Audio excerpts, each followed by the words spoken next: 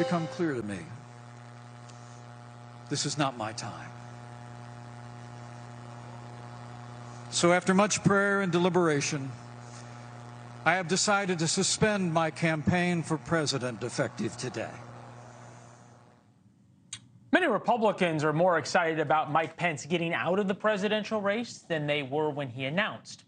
The excitement is among non-Trump Republicans who need to find one person to take on Donald Trump. In Iowa, at least, it appears to be a two-person race. Haley's up to 16%, DeSantis down to 16%.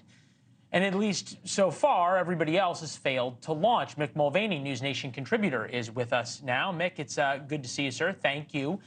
Is that where it is?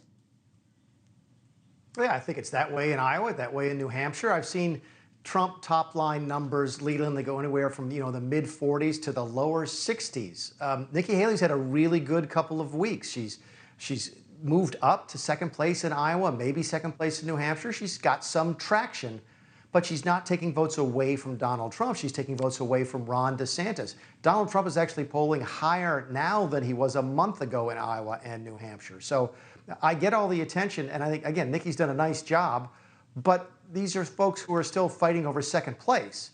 And politics is a business that pays one place. This is not horse racing. It's not win, place, and show. If you're not first, you're last. So until you start to see some folks digging into Donald Trump's lead, I'm sure this looks like it might be much ado about nothing. It's a great point. Until we start seeing somebody actually chip away at Donald Trump, it may not matter.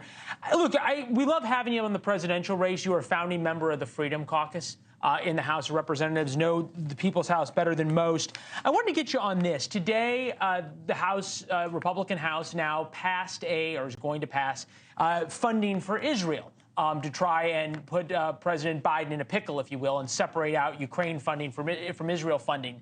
And they did so by saying, rather than we're going to have new funding for Israel, here it is, it's a clean bill, they're going to then try to take money from the IRS funding of the Inflation Reduction Act, on and on and on. Jared Moskowitz, foreign policy and national security being conducted as a political mailer. You choose the IRS over Israel. I'm not going to take the bait. There are American hostages. This is not a game. I keep coming back to it, Mick. Republicans seem unable to miss an opportunity and miss an opportunity. I disagree on that with Leland. Look, I think it's right to have a conversation. When the president sent a bill down for $105 billion, he didn't say a single word about how he's going to pay for it. Now, we haven't had that conversation in Washington, D.C. in generations. If you're going to spend $100 billion of taxpayer money, might you at least give some suggestions on where you can spend a little bit less to help pay for at least part of that? There's a reason we're dealing with inflation. We've been printing money for the last 30 years. So no, I don't think it's wrong for the Republicans to do that. Do I think that's going to become law? Do I think that's what's going to happen?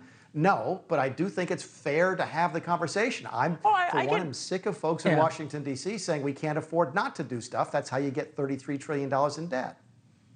Well, you're right. The best time to plant an oak tree was 10 years ago and have those conversations. Maybe the second best time is today. Mick, thank you very much. We appreciate it. Thanks for watching. Go to joinnn.com to find NewsNation on your television provider.